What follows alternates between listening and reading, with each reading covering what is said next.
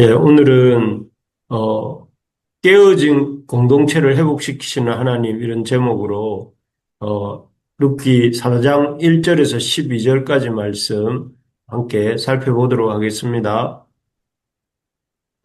우리가 지난주에 살펴봤던 3장에서 루시 보아스에게 이렇게 청혼하는 모습을 보았습니다. 이 청혼 자체도 결코 쉬운 일은 아니었죠. 젊은이로서 나이 든 사람에게 또 여자로서 남자에게 또 낮이 아닌 밤에 루시 그 하나님의 말씀에 의지해서 기업 물을 자에 대한 약속을 붙들고 이렇게 그 보아스에게 나아가는 것이 쉬운 일이 아니었습니다. 그러나 룻이 그렇게 용기를 내어서 또 믿음으로 순종해서 보아스에게 나아갔지요. 그리고 또 그러한 룻의 어떤 요청을 기업을 물러 달라는 그 옷자락으로 자신을 덮어 달라는 룻의 요청에 대해서 보아스의 반응도 우리가 보았습니다. 그는 룻을 내 딸아 하고 부르면서 여호와께서 내게 복 주시기를 원한다고 했고 또 그렇게 하면서 룻을 축복합니다.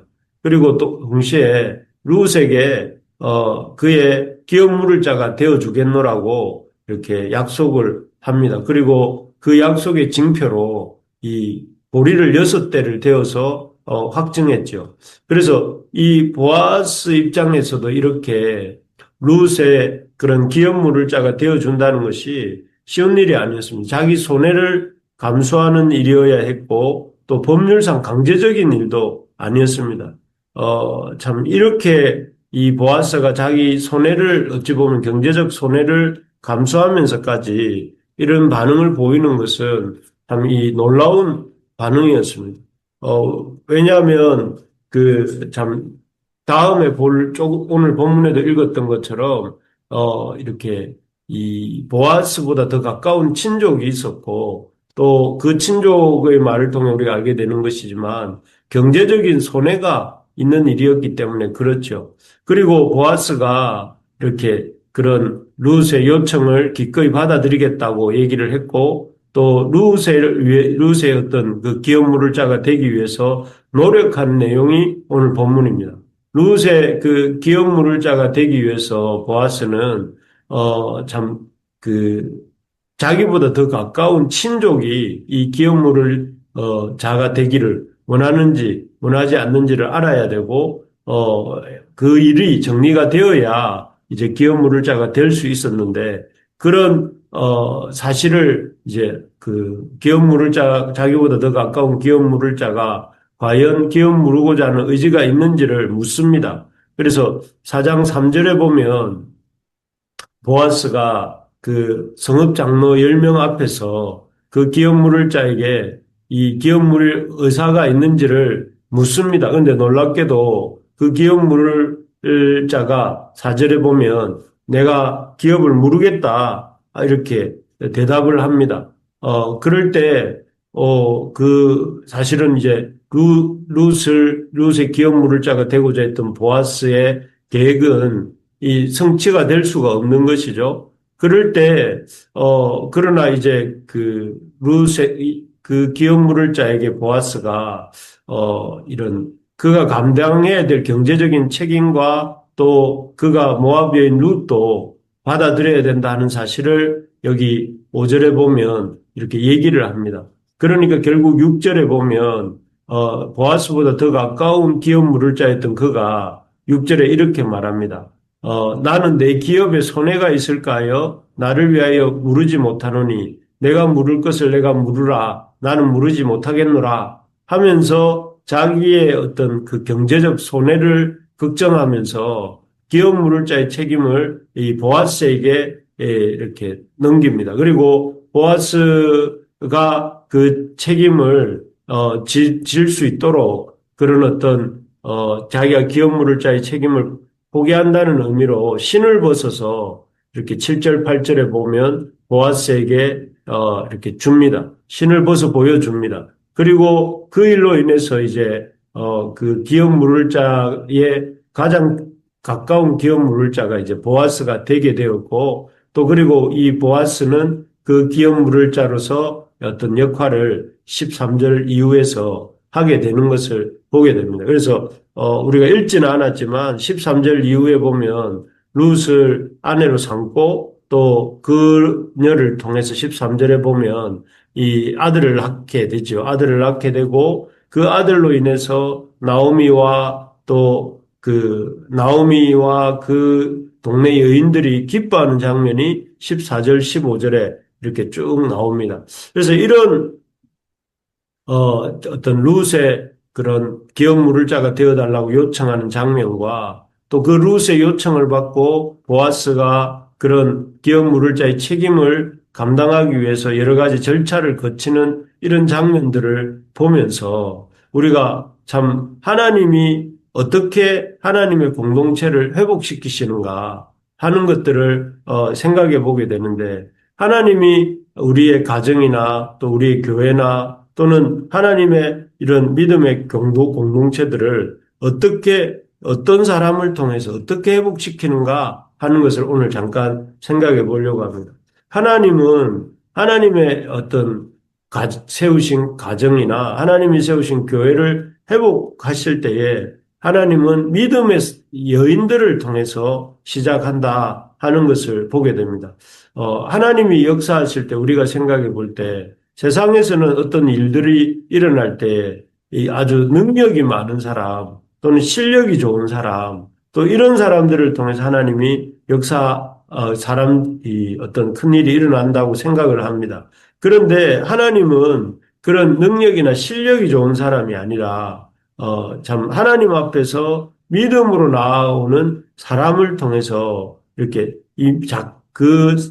상황이나 처지가 어떠하든지 믿음으로 나오는 사람을 통해서 이 역사를 이루신다 하는 것을 보게 됩니다. 그래서 이 룻이라고 하는 또 나오미라고 하는 그 여인들을 통해서 그들이 하나님 앞에 하나님의 도우심을 구하고 이 나이 젊은 사람이 나이 든 사람에게 또, 참, 돈 없는 사람이 돈 있는 사람에게 또, 참, 그런 여러 가지로 여건적으로 볼 때, 이렇게 힘든 여건에 있는 사람이라 할지라도 그가 믿음으로 하나님 앞에 나아갈 때에 하나님은 그 믿음의 사람을 통해서 당신의 역사를 이루신다 하는 것을 우리가 보게 됩니다.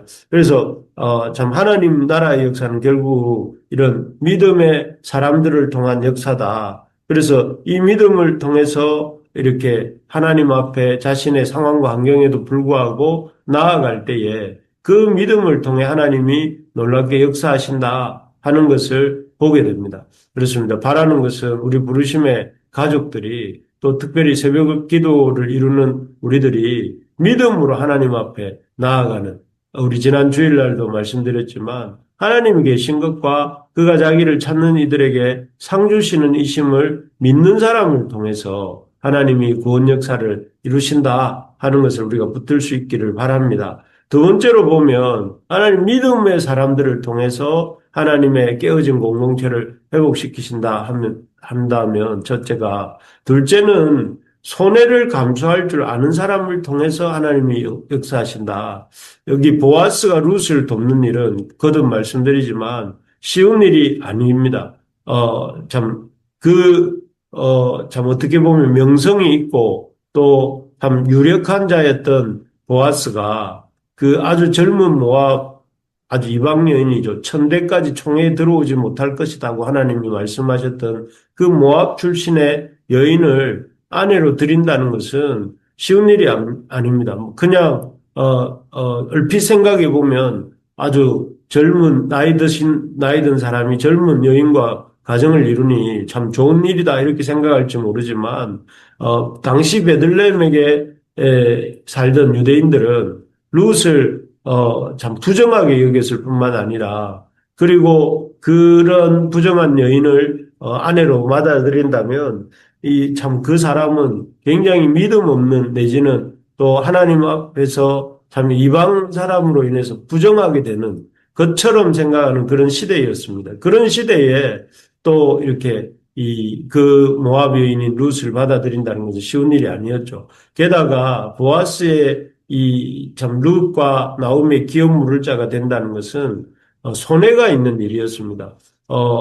그래서 보편적으로 이스라엘에서 이런 기업 물르는 일들이 자주 일어나지는 않았다고, 거의 일어나지 않았다고 합니다. 왜냐하면은 기업을 물르는 사람이 그 책임을 감당하려고 할 때에 그 경제적인 손해가 있었기 때문에 오늘 아까 읽었던 그 보아스보다 더 가까운 친족도 그래서 포기하지 않습니까? 그런 것처럼 감당하지 않고자 하는 일이 많았는데 그러나 보아스는 룻의 마음, 믿음을 보고 룻이 하나님께 나아가려고 하는 그 믿음과 그 마음을 보고 참 이런 손해를 감수하고 자신의 경제적인 손해와 또 이런 절차를 거쳐가는 이런 힘든 과정을 이렇게 이 감수하면서 룻에게 이렇게 룻에게 반응했던 것이죠.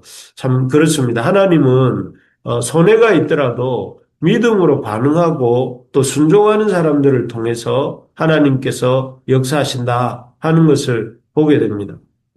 그래서 좀 하나님 앞에서 우리가 손해를 볼 수 있는 그런 마음을 그래서 손해가 좀 되더라도 약한 자들을 돌보고 좀 내가 좀 힘들더라도 다른 사람들에게 대해서 섬길 줄 아는 사람. 그러면서 하나님의 말씀대로 사는 그런 사람을 통해서 하나님께서 역사하신다 하는 것입니다. 그래서 바라는 것은 우리가 이 보아스처럼 어떤 다른 이들의 믿음과 또 그 구원을 위해서 우리의 참 경제적인 또 우리의 이런 여러 가지 힘든 것들을 감당해 줄 수 있는 우리가 되기를 소망합니다. 그렇게 할 때에 하나님은 그런 손해를 감수할 줄 아는 사람들을 통해서 공동체 회복의 역사를 이루신다 하는 것이죠. 그리고 마지막으로 이제 룻이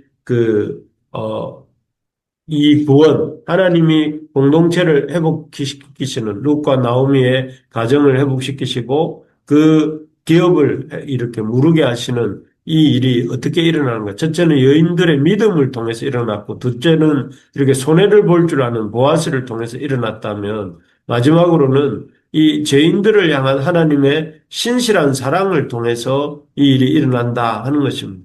여기 내일하고 모레 또 살펴보겠지만, 룻을 통해 낳은 아들 오벳의 이렇게 계보가 18절부터 쭉 나옵니다. 18절에 보면 베레스의 계보가 이러하니라. 베레스는 헤스론을 낳고 쭉 헤스론은 라암을 낳고 하면서 저 20절에 보니까 나손은 살몬을 낳았고 살몬은 보아스를 낳고 보아스는 오벳을 낳았고 오벳은 이새를 낳고 이새는 다윗을 낳았더라. 이렇게 이어져 가는데요.